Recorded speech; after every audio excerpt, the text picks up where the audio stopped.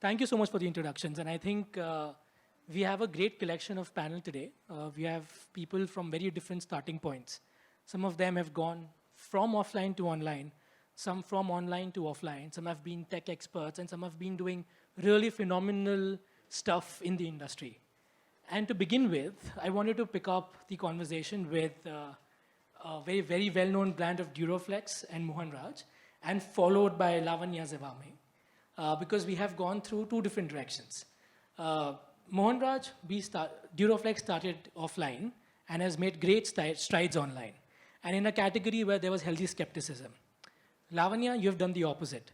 Again, in a category with healthy skepticism, you began online and you have moved offline. Would love to know more about this journey and what came about.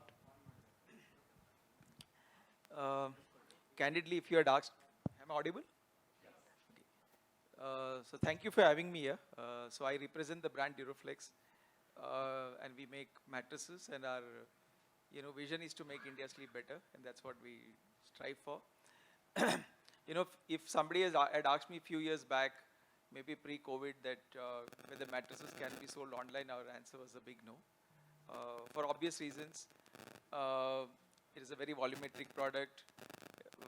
We never felt that consumer would really go do an online check of a product and buy it. Till COVID struck, and because we were largely a brick and mortar, hardcore retail-driven business, we remember March 2020 when we were all sitting at home. We were almost thinking that this industry is going to collapse, and there is not going to be any job for us, and nobody is going to come buy mattresses because there's no physical store, right?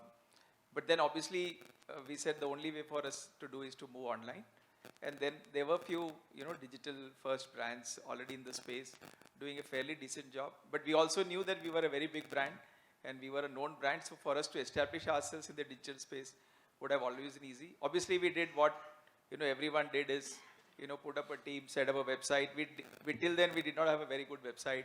We obviously did all that, got some content masters to create content. But interestingly, what we also found is till then we were a very south-centric brand, and our entire focus was to really focus on the southern part of India. We had never gone out of India. In the first quarter itself, when we did when we studied the data, we found there was a lot of consumer.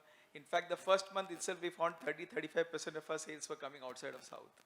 And that was like a kind of eye-opener for us. Said, man, we are no more a South brand. We are a national brand, and that's where the journey started. We also knew that beyond a particular price point, consumer will definitely not purchase a product only on your content, and it was also important that we also give a touch and feel experience. But then there was always that 2 years fear of walking into a shop, which is not very hygiene. So you are always under the fear of getting infected with COVID. So we started our Omnichannel journey post that, and we said let's put up our own stores. So we started a few with Bangalore, and today we spread all over India. We have almost 70 of our own stores.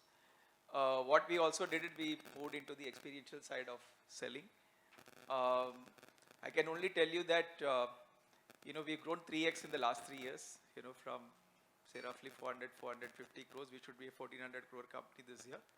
We were zero e-commerce business. Today we should be almost be at 40% of our sales should be coming from our direct-to-consumer channel, which was practically zero, when we closed March 2020.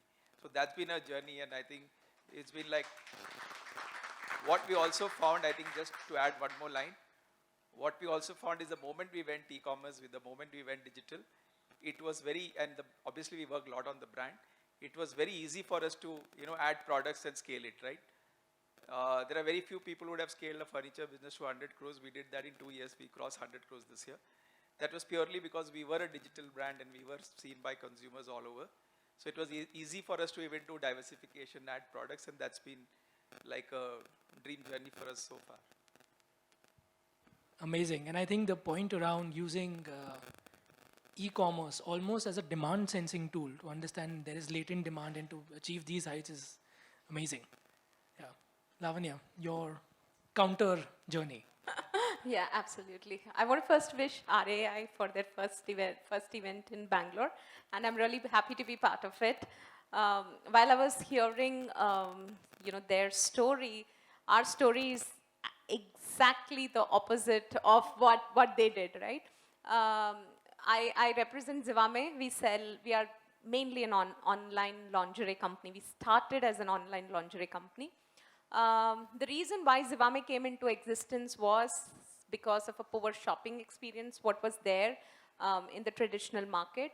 Women didn't have a safe space where they could kind of go and buy lingerie. You would go and buy in small trade shops where, like the men were serving you to say ki aapka size ye hoega, aap ye le lo, aap fit ho jaoge. Typically that's how lingerie was sold in this country for many years. So Zivame actually started to solve that poor shopping experience. Like, how do you kind of create a safe space?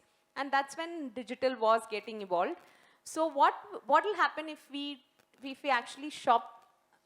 We give the women the safe space of shopping it through their mobile, and I will supply it, or I will deliver it to her house in a discreet packaging. That was the offer with which we kind of started the company. Initially, it was more about selling other brands, and then we became private label dominant. Obviously, saying that. Then we understood that it's not only the shopping experience. There is a lot of product gaps. Then we started making products of our own. So today, if you actually see, we sell, most of our business comes from our private label. Okay, so I'll just fast track it a little bit more. Having said that, there were still women who preferred to shop this category offline, where they wanted to have the touch and feel, the fit, saying that I want to try the product before I buy. So while there was a shift in consumer behavior, I think so the urban women were okay to buy it online, but there was still resistance with certain pocket of women to buy this category online. So that was the trigger for us to kind of get into offline. Okay. So today I'm very happy to say that we have more than 170 stores, which is all our own stores, what we kind of run. And unlike him, we are the reverse. Today, about 40% of our business comes from offline, and 60% continues to come from online. So it's just the reverse journey. One thing what I feel all brands today recognize is that they want to be present where the consumer is present, okay? You cannot determine that I will be online, because today consumer prefers to shop across all channels, okay? What I have also seen is, it's the first time she probably experiences, she comes to the store, understands the fit, understands the product. The next shopping she does on our platform on Zivame.com. So the consumers are kind of evolving. You see that more and more people, with the digital adoption, more and more people are comfortable shopping online. So the categories which predominantly people never thought can be shopped online. Another thing is jewelry. People never thought you can actually sell jewelry online. So you would see with digital adoption, and the consumers will continue to shop online. So it's the omni-channel is here to stay, and it's like kind of the future. Amazing journey again, and I think the consumers and the investors, I'm sure, are both sleeping better because of these massive growth numbers. You mentioned an interesting point, Lavanya, that a lot of customers come into the store and then they become shoppers of Zivame online. Are you seeing offline more as a new customer acquisition tool, or is it also a customer servicing tool? How is this role shifting? Serviceability is something which you have to do irrespective of channel. More and more what brands kind of see, people more than product actually come to you to buy experience for the service what you do. It's not that since you're shopping online, does not mean that you don't work on personalization or create that kind of experience for them, right? So in both places, you need to give great service. What service you give obviously differs. In online, it's about how you are encouraging her to understand her size. We have technology like fit code for her to do. And then you have to service it to say that I'll do a next day delivery, I'll deliver it at home, discreet packaging, you can do returns. The kind of offerings what you give in online or the service what you give in online is different. But at the store, it's about you measure her, you tell her, you recommend her what product is good for her. In online, you recommend it through your recommendation engine. So I think the serviceability, irrespective of channel, is important, So the experience might be different, but you need to give a unified experience to her. Understood. And this, Rajesh, for very different sales cycle from a technology perspective. One is in terms of Duroflex is a one-time purchase, and the repeat purchase happens after many years. And the sales cycle is hence long, the engagement looks different. In terms of Zivame, the sales cycle may be quicker, and there is more constant engagement. As Ample Tech, how do you see consumer engagement technology kind of evolve to serve such distinct brands? So in our case, we pioneered Apple Retail in the country in 2004. And we work with Apple. We run all the Bose stores in the country. We also pioneered Under Armour in India and then ASICS. So our online journey is primarily with Apple and Bose both, right? So if you look at these categories, both of them are mature in terms of online buying. They're huge in fact, right? But the issue has been the fact that the brand is big and there are biggies for whom the brand makes a large portfolio of the business. Everybody's bidding for the keyword, and then to be able to actually acquire the customer is extremely expensive.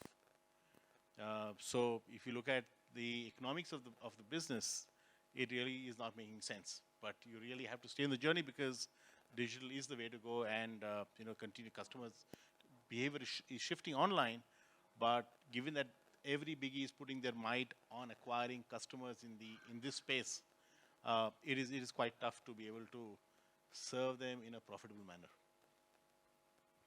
Understood. And I think that leads me to another question for our, first of all, a big round of applause for Indian Garage Company for their recent deal with AB Apparel. I think that kind of catalyzed a lot of D2C brands, infused much needed motivation across the ecosystem. And it is an interesting journey, which I think Indian Garage Company is now on, a pure play D2C brand, now part of one of India's largest offline store retail chain, and aiming for 1,000 crores. Would love to understand how you're looking at D2C offline evolving for you to scale revenues more than 4x. So we happen to be somewhere between both those journeys. Indian Garage is a fast fashion house of brands for men, women, and plus size. We primarily started as an offline brand, right? And started as a distribution-led brand. In 3 years, we were very quick to realize that it will take about, say, 20, 25 years for us to get to a respectable number. Because when you look at regional large format stores or offline retail, there is a lot of filtration that happens at the level of the retailer.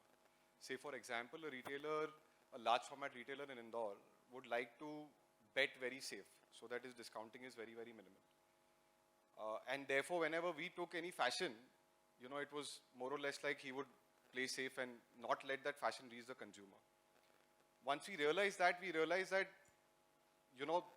the true sense of distribution is when the consumer is able to get complete offering, and he's able to see what the brand is, what the brand is creating, and every consumer is different. So there is something for every consumer that needs, that the consumer can buy. Therefore, we quickly moved to an online-only strategy. From 0 to 30 crores, it took us 10 years.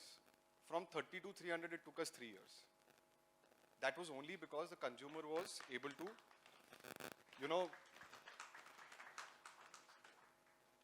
the only change in strategy was we were able to showcase the consumer what the consumer really wants.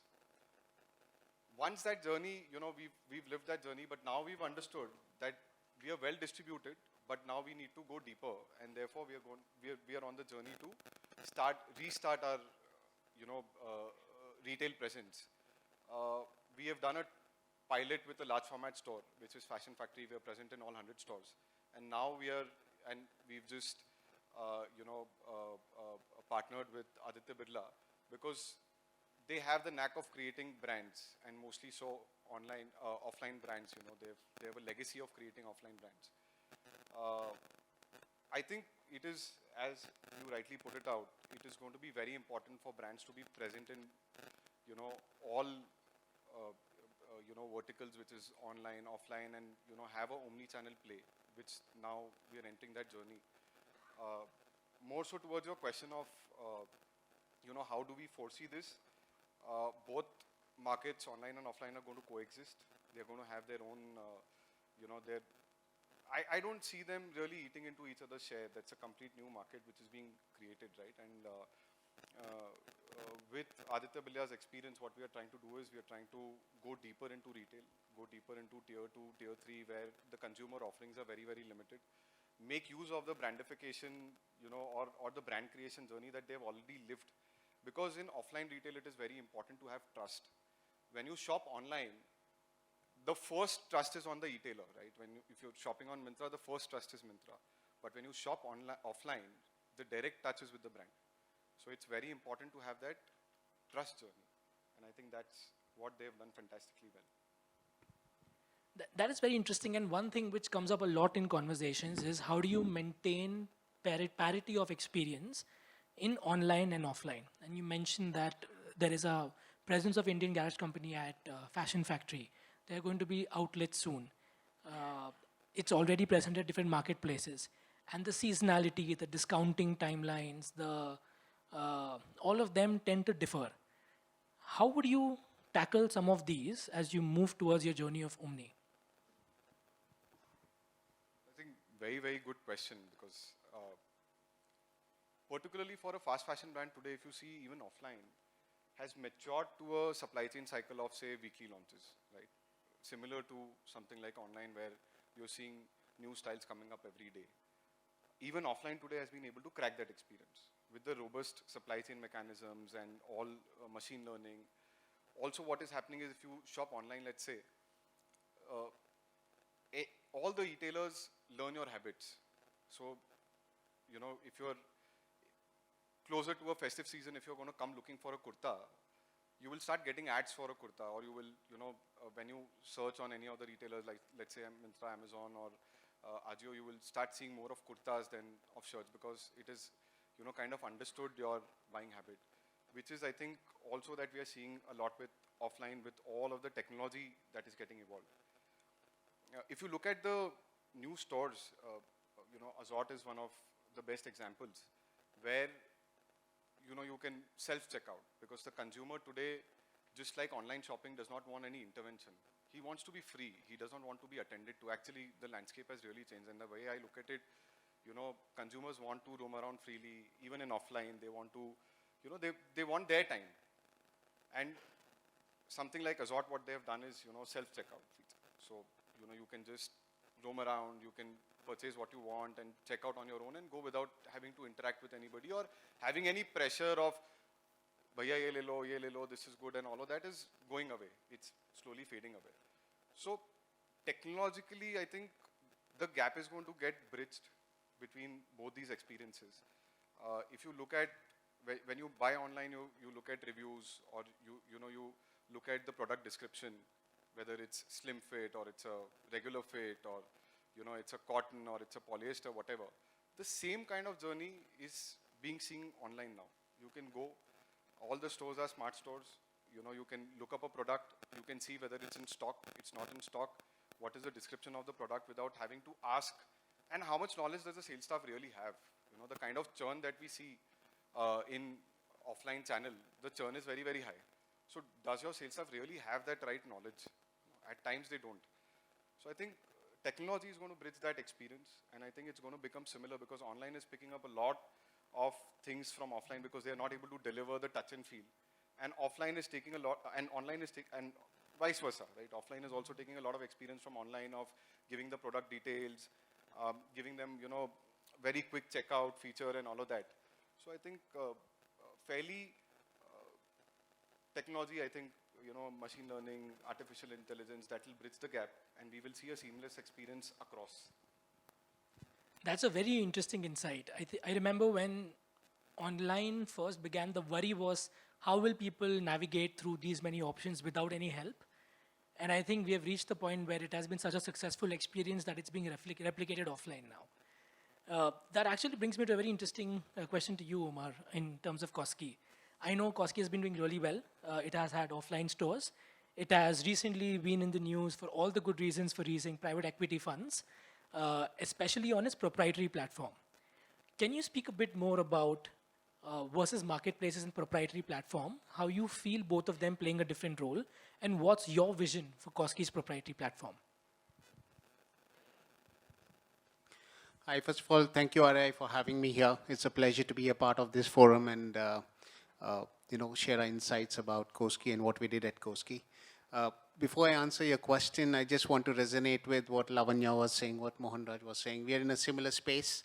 COVID hit, we were only offline, and all of us were sitting at home. Sab store band the, phati padi thi, kya hoga aage, pata nahi.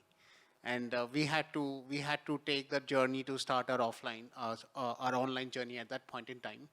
And over time, we are also in the 40-60 space where 60% is offline and 40% is online. So there's something interesting about that 40-60 share going on. So we have obviously evolved over time.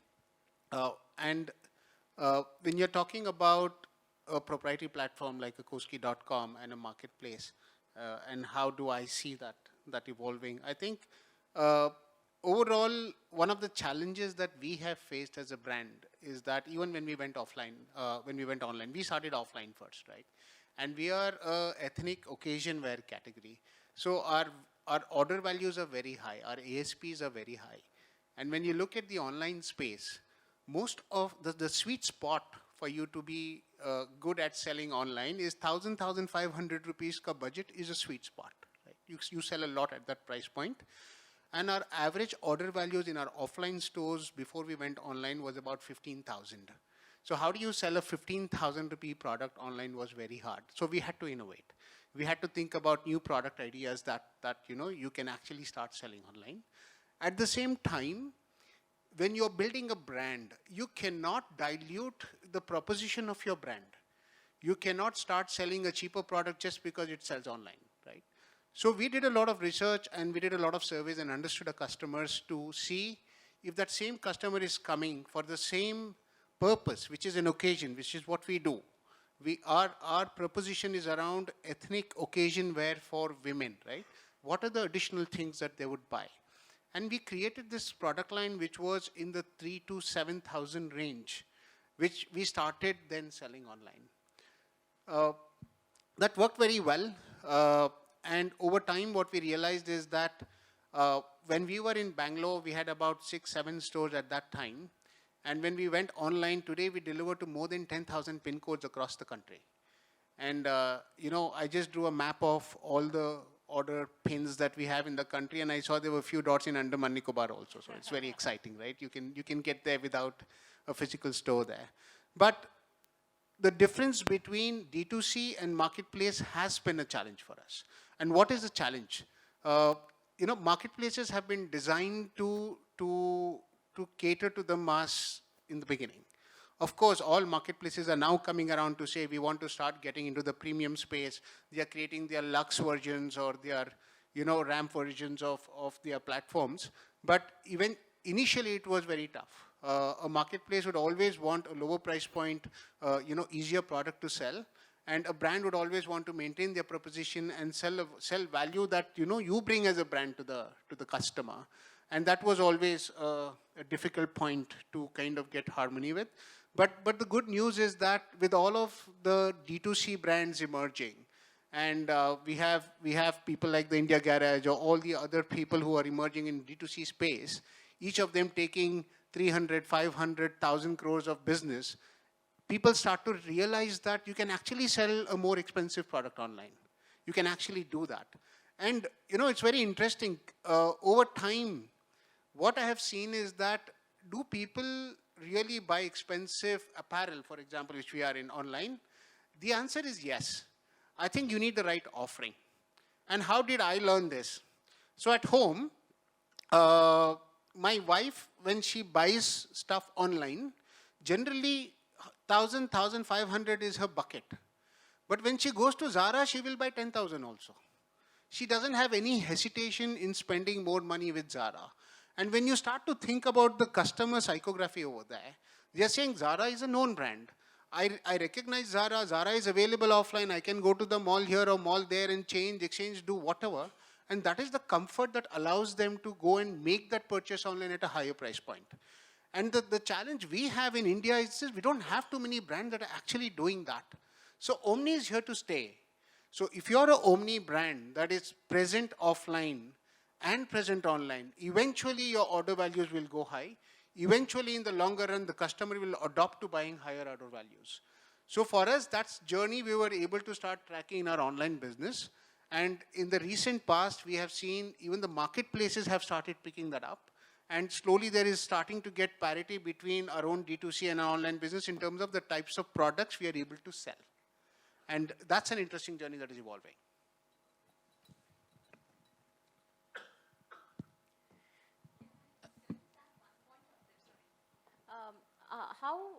How we viewed marketplace against own DTC. I would just want to say that usually the digital adoption happens first in marketplace, okay? So when a consumer India has been traditional market, right? D2C is something, or online is something which has been there for past couple of years. The first time when the consumer buys, they are going to buy on marketplace or the, say the Myntra, the Jio, the Amazon, because that's the safe place. They get the entire, offering in one place. They can buy anything and everything, and it comes with that backup, okay? Once they experience your product, that's when the switch happens to D2C. They will come, if they want to buy Zivame, they would, and it's again pricing, offering, all that, how you kind of play. But the second purchase, can you convert them to come to your own platform? Because you can, at least for a lingerie, you can give much more experience, your fit. You can ask them to take, like a fit code test to say what size fits you better. What is the problem you have and what is the kind of product you need to buy? That education can only happen on our platform. It's not possible to do on marketplaces. So it's first time introduction. They might probably buy, say, a product for 400, 500. But then I always see that then for the next second purchase, they might come to the platform to buy. So that's where I have seen, at least in our category, first purchase very often happens in marketplace, and then the second purchase onwards kind of starts happening on the platform. That's very interesting. That's very interesting. Almost an evolution of the consumer from marketplace to D2C to a higher purchase at an offline store. I'm very curious about one thing as Koski did its journey, and what Rajesh mentioned, that there's a bidding war sometimes on certain words and search engine optimizations, and ethnic wear at a higher price probably would have been part of that war for keywords. And at that point of time, to build up Koski's own proprietary website would have been a challenge. Any learnings, anything you would want to share which kind of helped you become successful there? So I think the online space itself for a category like ours is very difficult. It was not an easy journey for us to get from 0 to 1 in that sense. And the challenge is, with the online business, when you get started, it is not very difficult to get from 5 crores to 10 crores to 20 crores. So because you're putting a lot of money on performance marketing, whether it is Google or Facebook or all your medias that are out there. And you're starting to build your brand. I think what most of us ignore is that initial kick that you get, because you spend a lakh, you got 10 lakh of sales. You're very excited, and then your margins are working out, unit economics are working out. Then you start putting more money, and eventually you see that the 10 is becoming 5, and then 4, and then 3, and then you're thinking, oh my God, I'm losing money, and that happens pretty quickly. So initial scale is great, and then you hit a roadblock where you will see that you can't scale beyond that. That is when the Facebooks and the Googles have started making money, right? So the challenge with online has been, you can scale quickly with smaller numbers, 20, 30, 50 crores. The moment you start hitting 100, 150, 300, you start getting to a point where profitability becomes very, very hard, right? So What is very important is that early on you start working on alternate channels of acquisition of customers, whether it is digitally or offline. It plays very well for us because, you know, a lot of the customers who come to our offline stores eventually go online and buy because they have felt the product, they know the experience, they know the product, and there's a direct transition that happens to online for lower price points. And the vice versa also obviously happens. So you need to focus on other channels parallelly over time that you need to build to get your customer to come to you without having to use your Googles and Facebooks of the world. And for that, you need to do a lot of work around your organic searches. Like if somebody is searching for a product, do you appear on the first page? And any of these organic things takes time. It takes sometimes 6 months, 1 year for you to feature in those. So if you don't start that parallelly, it's very hard. So in terms of, you know, the war for the keywords and, you know, how the whole digital marketing space works, it is easy when you're small. You'll still get your revenue, you'll still make your numbers. The moment you start hitting a higher value in terms of your sales is when you'll start realizing that it is more difficult to scale from there. And that is when everything starts becoming more expensive. So organic traffic, working on your retention, having a very sharp focus on data and follow through and how do you make your customer that you have already acquired keep coming back to you.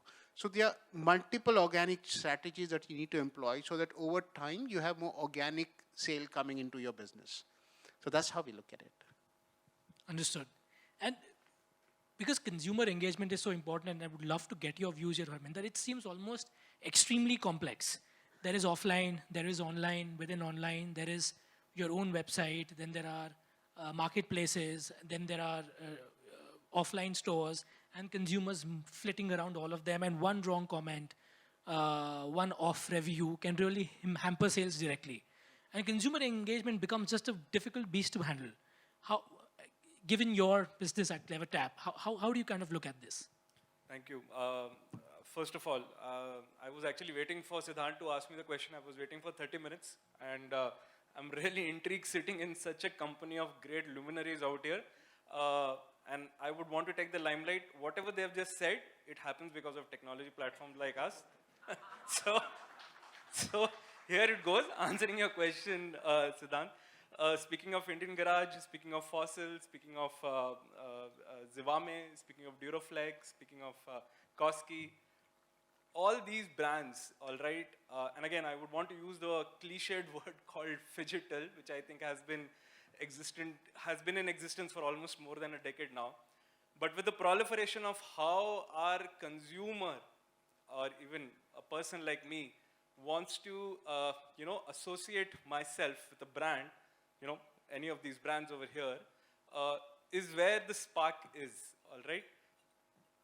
As rightly put by Lavanya and as rightly put by Mohanji, every product has its own brand recall, has its own, brand impression. And I absolutely agree with Lavanya that the first purchase will be offline. But it's tougher to take that experience online. And I agree with Omar to keep it, and I agree with Anant to keep that experience online, maintaining your GMVs, keeping your retention scores in place. It's a daunting task in itself. But here's the story. You have your marketplaces, you have digital marketing platforms like ours, you have customer engagement platforms, you have areas and ways and means of improving your net promoter scores. Say for example, all this is primarily prima facie done, to get the brand closer to the consumer and vice versa. But we always think from a B2C standpoint, Siddhant, all right? What I want the audience, B2C and D2C perspective, what I want the audience out here to also understand, and while we are trying to reshape the retail for the digital age, is to also look back at the B2B audience.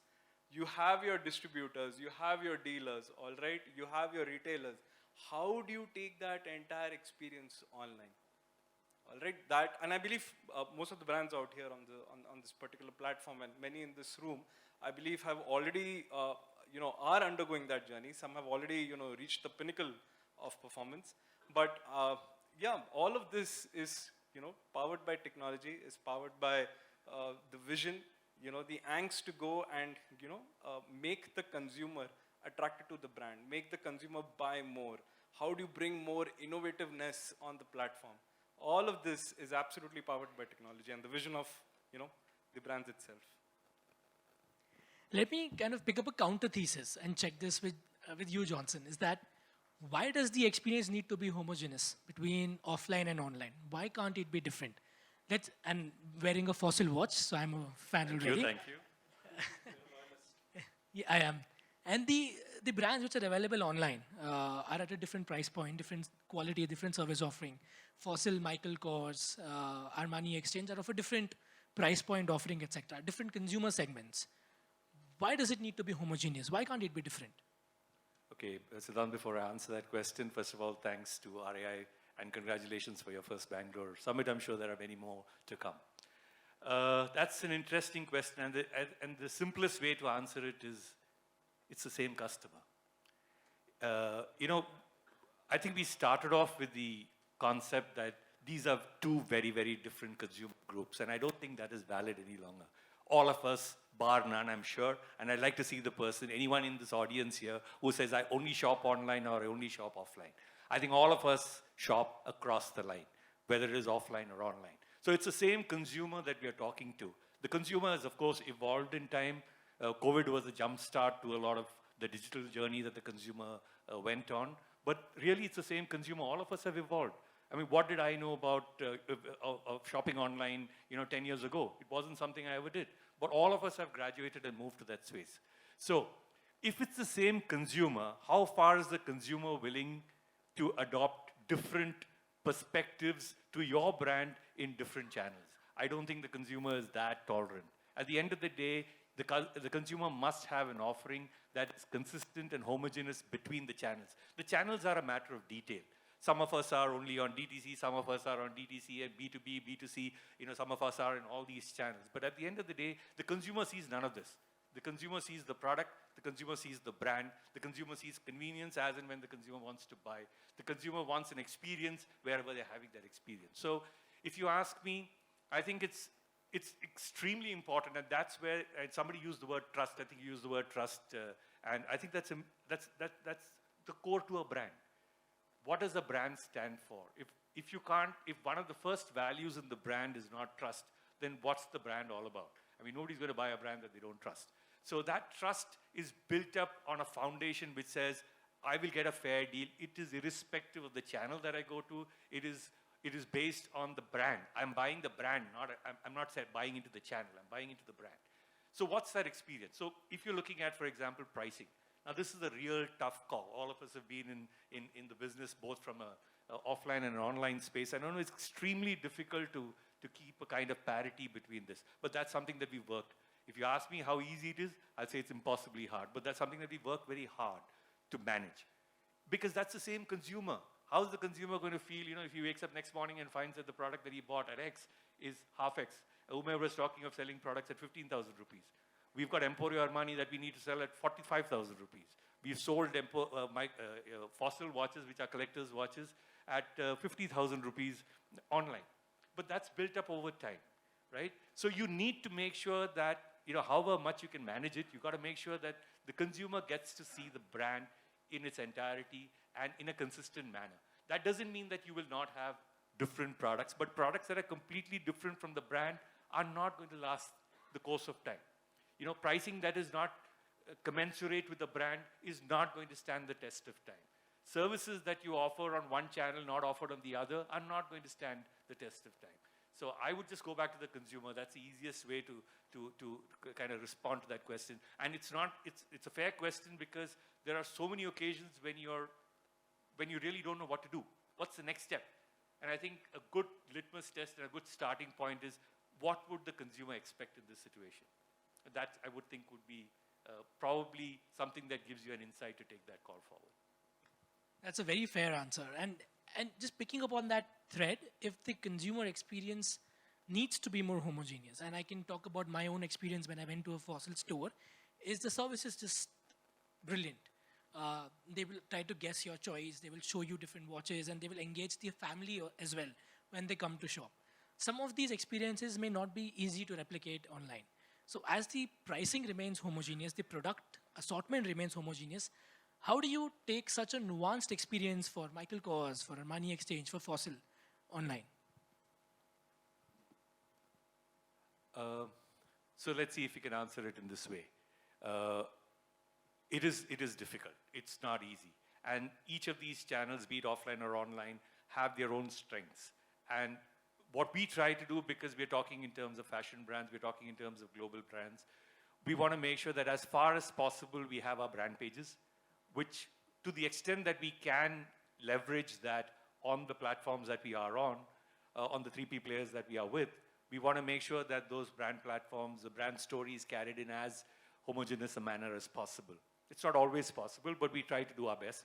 When you look at adjacencies, we normally talk about adjacencies only in the physical domain, but that's not true. Adjacencies are equally valid in an online space. So when you look at it, there are some of our brands which are available only on the Lux platforms. There are some of our brands which are not.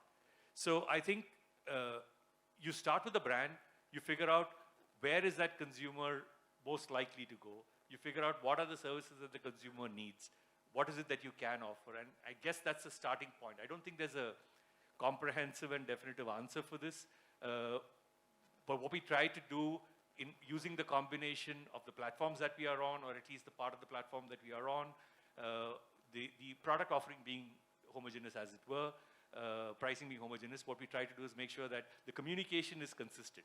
So if you look at, we are a fashion brand, so we have 4 seasons in a year. And when you look at that, to the extent that we can do that offline and online, we carry forward the same visual presence for the brand. Now that's complex because the channels operate differently, but that's the least that we can do. So as far as is possible, it's one communication, one message to the same consumer, as far as is possible. Is that easy? I don't want to hazard that and say that's easy, but I think that's the roadmap that we need to follow if we want to be true to the brand. Got it.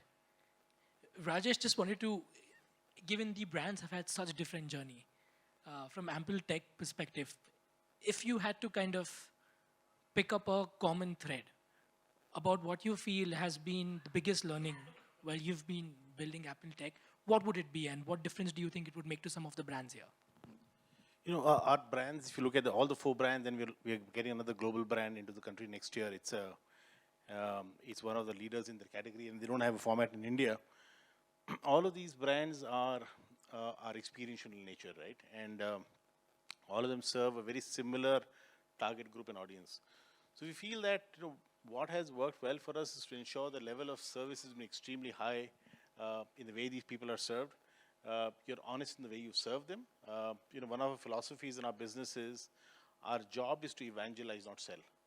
The decision to buy rests with the customer. So therefore, if you walk into our stores, typically, if, for example, let's say, take an example of you've come in to buy an iPhone 15, right? Do you actually need a 15? Our teams will typically ask you this because, while it's the best and the latest, the needs of each one are different. So you've got to be honest with the consumer and say, look, given who you are, if you want to show off, it's understandable. But if you really practically need 14 or 13, might be enough, right? So you help consumers make the right choices. Once you help them make the choice, you stay with evangelizing. You don't push. And then you serve them well, you help them discover well, you help them get treated well. That sort of augurs well for the consumer, right? And one of the philosophies we've taken to the experiential journey, while you have systems and processes, how do we take care of the stakeholders who are serving these people well? Now, for example, let's say the teams at the front end, we, for example, moved to a 5-day work week for all our retail teams a year back. We've got budgets for across the org where people can pursue passions, and we will reimburse the budgets for. So we've had people who've gone horse riding, learned horse riding, people who learned violin and who've learned guitar, who've done various things. So if you sort of take care of these stakeholders, they take care of your customers, right? And then one of the other things that we've done is, for example, let's say we moved to a situation where at the top 4 levels of the org, we have an unlimited leave policy where there is no cap on leaves, there is no cap on rational for leaves, right? So you sort of, we've used these routes to be able to take care of the people who serve the consumers, and then when you serve them well, you sort of have an impact. And now we are also launching a platform that helps us move consumers from one brand to the other. So you've established trust to one format, and then you're able to move them across the various formats, and so that sort of worked well for us over the years. A big round of applause for some of the things you've done. It is really industry leading, and it reminds me of Timson's, who had a very inverted organization structure where the top of the hierarchy was there was a sales personnel at the shop, and that person, he or she, wrote reviews for everybody at the head office, and that kind of drove a lot of their sales. So let me add to that. So we have an inverted triangle philosophy. In most organizations, people look to serve their bosses. So our philosophy is that at the top is the consumer. Everybody else's job is to serve the customer, or somebody who's serving the customer. So when we go to the stores, the messaging is our job to serve you. It's your duty to demand from us. So that's the philosophy that plays out in the org, where people at the front end are empowered to demand what is required to either better the lives of the consumers or better their own lives. So that's a philosophy we have here. That is amazing. And there was, because Indian Garage Company has, with the recent merge with ABFRL, and you mentioning that you help brands move across different brands, what would your advice or thought be to somebody like the Garage Company to help elevate some of the consumers in the overall spectrum and move them to Indian Garage Company to help them experience it? What would some of those things be? So our learning, one of the most important things we've seen is establishing, sorry, is this for me or for him? No, it's for you. So it's for us. Okay. No, so for us, what we've seen is that, whenever a customer enters any of our formats, the key is to establish trust. And therefore, that's one of our vision statements, right? That we will deliver trust and delight in any format, any business that we do, right? Trust by being honest, and trust by putting their interests ahead of ours. Delight by ensuring we go beyond the call of duty, and we leave the customer and ensure the customer walks out with the store with a smile. A shopping bag is optional, right? So now, for us, this has worked well, where if you're able to do these two elements well, people do see your intent, people do realize, and then your ability to move brands are easy. In our case, remember, with all of them, they have the luxury of their brand being in their control. In our case, you can buy an iPhone in 1,000 places in Bangalore. Now, how do you, amidst all of this mayhem, how do you still get the attention of the consumer and still get him to walk into our doors and walk out happy? Just checking. I took the liberty of asking a question on your behalf. No, I would have asked this question otherwise outside. So. I think you solved my problem, because I'm going to retail now, and he's been in retail for very, very long, so that experience really helps. And I think what he said is definitely true, because there are 1,000 people selling apparels, 1,000 retailers selling apparels. How do I differentiate and get the consumer to walk in? I think that's the question that needs to be answered. So I think. Yeah, I think, while we are in the midst of offline, online, and all the technology that we can invest in, and there's big bucks that goes into that, sometimes we forget the fact that, the actual ambassador that we have is the guy in the last mile who's actually selling to the consumer. And how much do we invest there? And I think, Rajesh, you brought that quite amply, if I may say, if I were to use the term. But I think it's extremely critical, because and it's irrespective of the price points that you are at, but definitely more valid at the price points that we're talking about as you go up the price pyramid. It's all the more critical, because at the end of the day, the experience can be had anywhere. Even the brands that we are talking of that we have are available in multiple locations. So why does the consumer have to go to any one place? Why can't they go off online and then return the product if they don't like it, the same product available? So I think in this process, let's not lose track of that at the last mile, who's actually representing our brand to the consumer. And I think sometimes in the midst of all the wonderful technology that we have, we tend to forget the other half of the business, as it were. Very well said. And on the consumer engagement part, and Lavanya, given that the brand started as D2C first, where there was no real physical touch point available except customer care, and usually customer care kicks in when there is an issue. how do you kind of create a positive experience without there being a problem? How would you deal with the requirement of a consumer touch point or creating a positive experience and a smile in pure D2C? So I think so. See, one of the basic things, what the consumer is actually buying from you finally is the product. Okay, rest all is experience.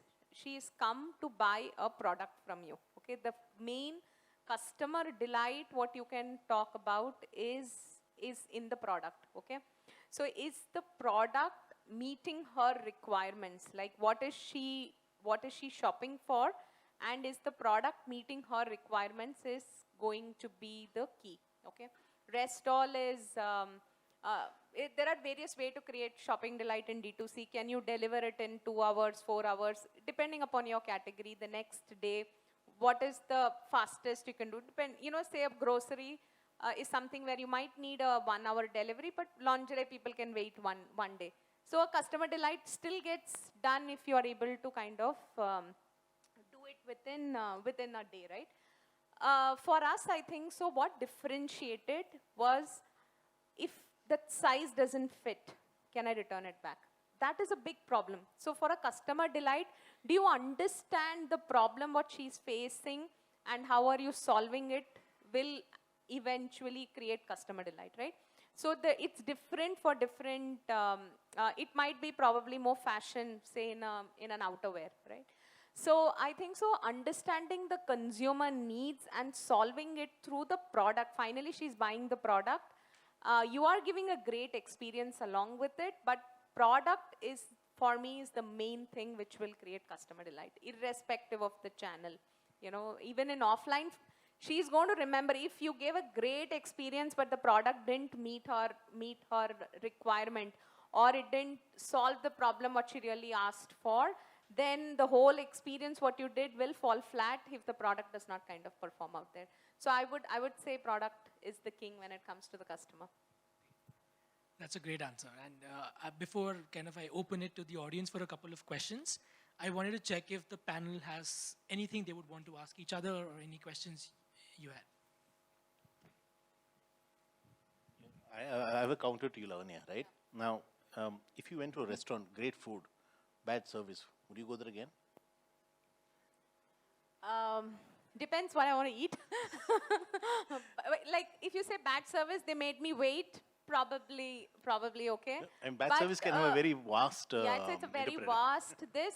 But finally, if service was great, food was bad, I will definitely not go. I mean, the idea is both need to be great, so.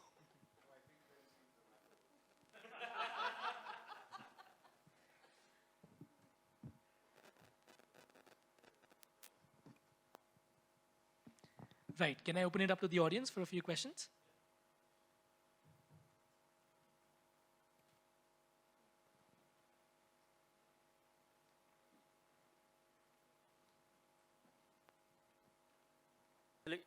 I think I'm audible, right? So my question is to the entire panel, and the question is on collaboration. So I've seen like the multiple brands collaborate in a brick and mortar store. Like I've seen many brands work with other brands, co-sell their products, cross-sell their products. But it is not so well present in the digital age currently. Like for example, TIGC is there. So okay, I go to that website, I might buy Fossil together, right? So it's a fashion product for me. So what do you think the importance of the collaboration between the brands in digital space? I can take that. I was actually talking to Omar just before we kind of got onto the stage. Actually, future is not competition, it's actually collaboration. How brands can really come together to kind of solve issues. And I would say that today brands do collaborate in terms of how to come together. At least I'll talk about from Zivame. See, a woman's innerwear needs are determined by their outerwear, what she buys, okay? Like if you're a traditional sari, if you're wearing sari, the kind of innerwear needs will be different than if you're wearing a western wear, your innerwear needs are going to be different, right? And so we do collaborate with people who are selling outerwear to actually say, you know, promote education around the category, tell them that this can be paired with something like this, okay? So there are avenues. In our Zivame packets, I have sent testers for so many beauty care, organic products, what, you know, before the brands launch. They give us testers because it's the direct consumer, what they kind of relate to. We put testers as part of our online packets and send it to consumers. So there is a lot of online collaborations which are happening. Might not be as prominent as what you kind of seen offline, but even in online, I think so there is huge collaboration where you see your customers are going to be the same. It's a great way to introduce your brand or talk about what you're launching. You know, we have had many instances of us doing with many brands. So it is prevalent. So just to add to what Lavanya said, the space what we are in, you know, is actually not, while it is so important to us daily to sleep for 8 hours, it's like a latent need, right? But, you know, we don't realize, like, yeah, I mean, candidly, till I joined this company, I was not so focused on sleep.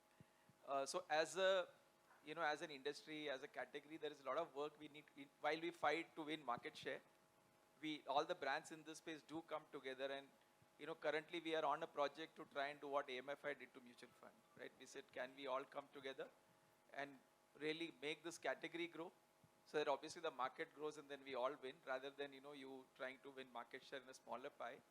So there are definite collaborations. I have been also a part of, you know, the Wipro consumer care business when LED came in instead of CFL, right? And they were, the industry came together and said that, hey, how do we really together promote LED as a concept and, you know, obviously do away with the conventional lamp. I mean, today, you know, everywhere it's LED. So there are definitely, you know, industry coming together for the category to grow, and there is definite collaboration happening. While obviously everybody has their own brand play, own positioning, and, you know, different ways to win market share. I mean, I'm just reliving my LED days now in this mattress space, where all of us are really saying that how do we really propagate, bring some standards to the quality standards to the mattresses. How do we really make, you know, really talk about sleep, how important it is for everyone in their daily life to be, you know, rejuvenated and ready for tomorrow. So yes, there is collaboration happening. Maybe it's not seen to the outside consumer, but I feel it's happening in most of the spaces, and it really helps to kind of, you know, build the category as well. Otherwise, we're still fighting for market share in a very small market.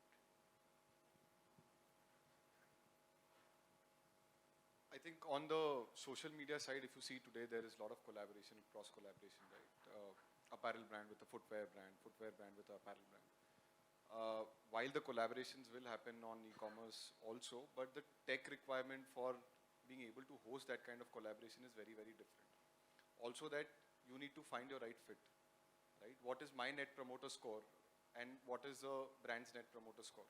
If that doesn't match, I will not, you know, I will be in a soup if, say, you know, I tie up with a footwear brand and the net promoter score is not good or the fulfillment is not good, then it leaves a bad impression on me. So I think there is a lot of maturity that still needs to come into e-commerce.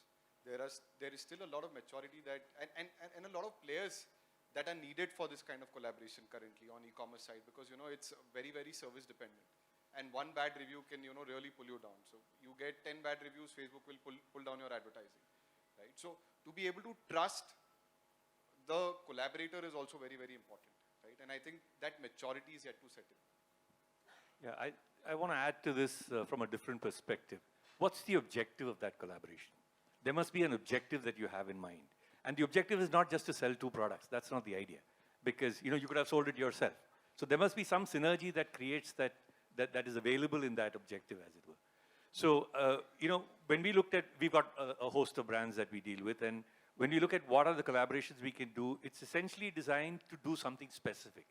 A lot of our collaborations over the last 1.5 years have been to do with Fossil, for example, is a brand that believes in vintage and modern as a concept. You know, we use vintage elements in a modern expression. That's what our watches are about, and thank you, Siddhant, for wearing a Fossil. But when you look at that, in the last 1.5 years, the collaborations that we've had are or bring in a touch of the traditional, a touch of nostalgia. So we've had collaborations on us. So we've had a Star Wars watch, we've had a Barbie watch, we've had a Batman watch, we've had a Harry Potter series. So we've had products. It's not only watches. We've had watches and jewelry. It fulfills a certain objective, and I think collaborations that happen without that objective being very clear run the risk, as you said, Anant, of landing up, in the place that you didn't want to go with the brand. So I think it's extremely important to figure out, what are you doing this collaboration for? What's the objective? Are you going to do that? Are you going to fulfill that when you collectively work together? So yes, I believe that as a company, we will keep doing collaborations. You're going to find more interesting products coming in. But as long as it fulfills a very specific objective, that makes sense for both. Now, I'd just like to add one other perspective in terms of collaboration. I think in the digital space, it is harder because you need to list your products, you need to create those bundles and getting the catalogs and all of that, which is possible and it is evolving. And I've been talking to a lot of D2C founders of how we can collaborate with our platforms. But one other interesting that I have seen evolving is that the new age entrepreneur is very different. We are not just talking about collaborating with complementing brands. We are also talking about collaborating with competitor brands. Like, how can we come together and create a market? Can 10 ethnic wear category people form a coalition and go to a market and say, we'll set up 10 stores here, and that becomes a market, rather than being driven by an existing market that is already there. There's a lot of insight sharing between, the same spaces. So we know, how can you optimize the whole throughput of business? And what I'm starting to see is that the idea is not to compete, the idea is to grow the market. And that is also becoming a very interesting aspect of how the new age entrepreneurs are looking at collaboration and competition. And I think it will start getting into the offline as well as online spaces pretty quickly. That was a great question, and thank you for all the answers. I know that we are at time. Thank you so much, panel, for your time and for your thoughts. I enjoyed it. I hope everybody else did. Thank you so much.